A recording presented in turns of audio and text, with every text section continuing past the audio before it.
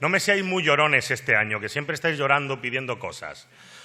El que no es nada llorón es el profesor de la Universidad de Granada, Arturo Quirantes Sierra, que, como me imagino que ya lo vais conociendo, estaréis esperando que salga de algún sitio extraño, como por ejemplo detrás mía, disfrazado de algo raro, ¿verdad?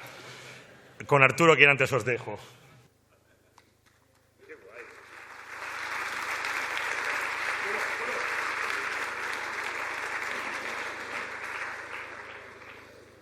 Bueno, ¿alguien ha visto algún fantasma por aquí?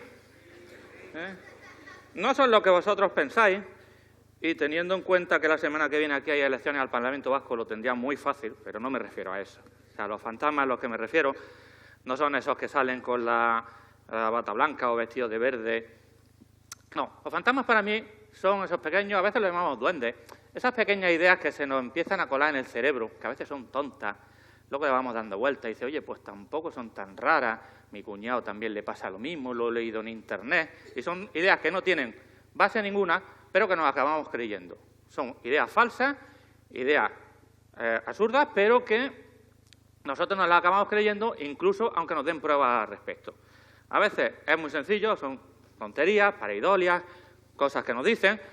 Otras veces son cosas más serias. Por ejemplo, esta foto de los años 90 de Marte dio lugar a una conspiración en la que mucha gente cree que esto es una prueba de que existía una civilización extraterrestre.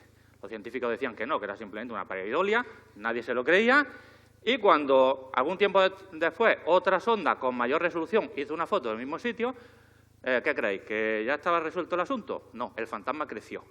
Y los conspiranoicos ahora dicen que esta foto de la izquierda es auténtica y la de la derecha es un montaje para esconder la existencia de vida extraterrestre en Marte.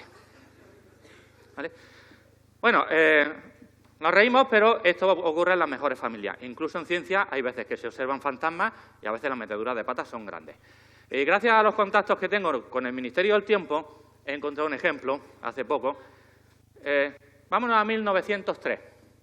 ¿Vale? Se acababan de descubrir los rayos X, Marie Curie estaba haciendo su tesis doctoral y este investigador, Prosper René Blondel, observando rayos X, creyó haber descubierto otro tipo de rayos a los que llamó rayos N, por Nancy, la ciudad donde vivía.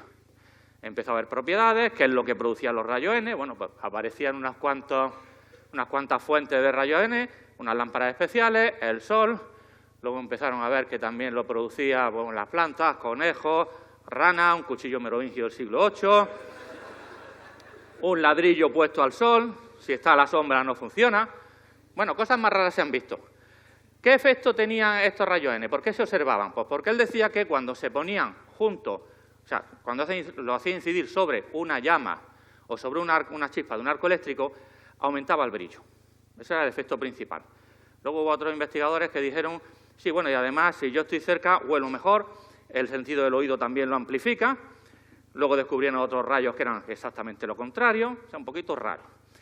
Y la característica más extraordinaria de estos rayos N es que, y lo digo en Bilbao, eran unos rayos tremendamente nacionalistas. No se podían observar fuera de Francia. Lo intentaron en Inglaterra, en Alemania, en Estados Unidos, y todos los experimentos que intentaron duplicarlo se saldaron con un fracaso. Y como a los científicos no les gusta mucho eso de que no se pueda repetir un experimento, me llamaron a mí, lo que pasa es que la puerta del tiempo estaba cerrada en ese momento, y en su lugar enviaron a este señor. La revista Nature le pidió a este hombre Robert Wood, un científico norteamericano, que fuera ahí a bichear un poco. Era físico, experto en óptica y era también, sería como un proto-cazafantasma. Como ejemplo, diré que es la primera persona que se sabe que falsificó una foto de un ovni. O sea que ya os da un poco idea de qué iba este hombre. Muy bien, se fue a Nancy, le abrieron las puertas del laboratorio, se lo enseñaron todo, como hacían con todas las personas que pasaban por allí, y un experimento típico era de este tipo. Se ponía una fuente de rayo N, un prisma de aluminio tallado con un ángulo muy determinado, y para observar los rayos N, como no se podían ver directamente, pues una chispa de un arco eléctrico. En vez de observar la chispa directamente, se ponía una pantalla para difuminarla y después se ponía el experimentador para ver si realmente aumentaba el brillo o no. ¿Vale? La idea era que si se lanzaban rayos N a un ángulo muy determinado, el brillo aumentaba, con lo cual ahí lo tenemos. Había que hacerlo a ojo. Las técnicas fotográficas entonces eran muy rudimentarias. Y en cuanto llegó Booth, vio el experimento y dijo, bueno, esto es muy subjetivo, esto depende mucho de lo que estemos viendo, a lo mejor un efecto fisiológico. De manera que se puso a diseñar sus propios experimentos para hacer lo que los franceses tenían que haber hecho, que es intentar falsar esa hipótesis. Es decir, hacer un contraexperimento para ver si realmente se ve o no. Porque es muy fácil hacer un experimento para observar lo que tú quieres ver, pero para observar lo contrario ya duele más. Bien, hizo un par de pruebas. En una dijo, mira, voy a poner la mano aquí entre la fuente de rayo N y el prisma y voy a taparlo. Y vosotros me decís, sin mirar, cuándo lo estoy tapando y cuándo no. Hicieron ese experimento 3 veces y las 3 veces fallaron. Con lo cual ya dijo, esto no va muy bien. Y aprovechando que había poca luz, o sea, las condiciones de luz eran bastante bajas para que se pudiera ver, mientras nadie miraba, cogió el gacho, se llevó el prisma de aluminio, se lo metió en el bolsillo y en ese momento desaparecieron los rayos. Ah, no, que todavía se veían. No lo sabían, pero estaban todos empeñados que sí, que se veía. Luego cogió el prisma, lo sacó, lo dejó en su sitio, sacó un segundo prisma, lo enseñó y dijo, mira, que tengo el prisma. Y de repente dejaron de ver los rayos N, a pesar de que el prisma original estaba en su sitio. No contento con eso, en un segundo experimento se acercó a la fuente de rayo N, la sustituyó por un trozo de madera y dijo, ahora seguro que no se observa nada. ¿Verdad, franceses? Sí, claro que se observa. Estaba empeñado. Con eso ya estaba claro que los rayos N no existían. Era solamente una fabulación del que estaba observando. Volvió a su casa, escribió artículos para la revista, uno para la revista Nature, otro para Scientific American, y a partir de ahí no se volvió a oír hablar de los rayos N. Se habían escrito un montón de papers hasta entonces y desde entonces se acabó. Y desde entonces, claro, como los americanos y los ingleses quieren tanto a los franceses, pues lo han usado como ejemplo de, mira qué tonticos son los franchutes, ¿no? Pero realmente es tonto una persona que sale en una foto así, que parece que no tiene abuela, que fue galardonado con el premio Lacombe por toda su trayectoria científica, que incluso fue nombrado oficial de la Legión de Honor. O sea, el tío era un tío serio y de hecho nadie, ni antes ni después, le acusó de ser un fraude o de tontería, simplemente dijeron, mire, que no vemos lo que usted ve. ¿Vale? Es decir, fueron muy respetuosos y, por desgracia, por muy listo que fuera, pues fue un caso de un científico que se pone a ver y descubre lo que quiere ver. Y no hay cosa más peligrosa en un laboratorio que experimentar y ver los resultados que tú estás esperando. ¿Vale? Por eso en experimentación, por ejemplo, en medicina, es muy útil no saber qué medicina están recibiendo los pacientes, si la experimental o el placebo. ¿Vale? Y luego se hacen los datos después.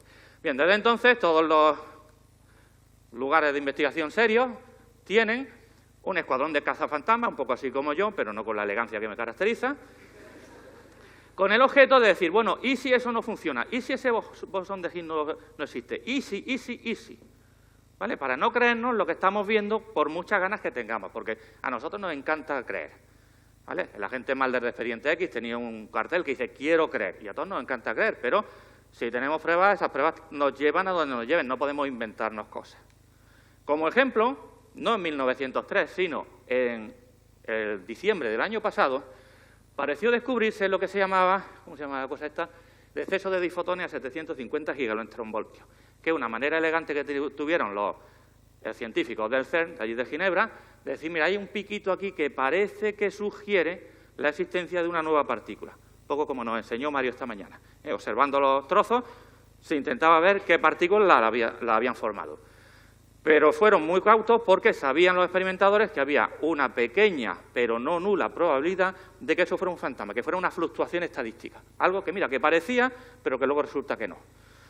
Volvieron al laboratorio, siguieron haciendo pruebas, hicieron más pruebas todavía, y mientras tanto los teóricos se pusieron a escribir, creo que fueron como 500 papers sobre las propiedades de esta nueva partícula, por qué debe existir, qué vida tiene, todo ese tipo de cosas.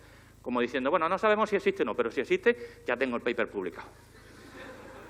Bien, finalmente, estamos en septiembre, el mes de agosto, el mes pasado, se hicieron públicos los resultados definitivos. Y los resultados definitivos, después de meses de choque entre partículas y de revisarlo todo bien, fue que no había partículas, era simplemente un fantasma. Era algo que parecía que había, pero que después de muchas pruebas rigurosas descubrieron que no había.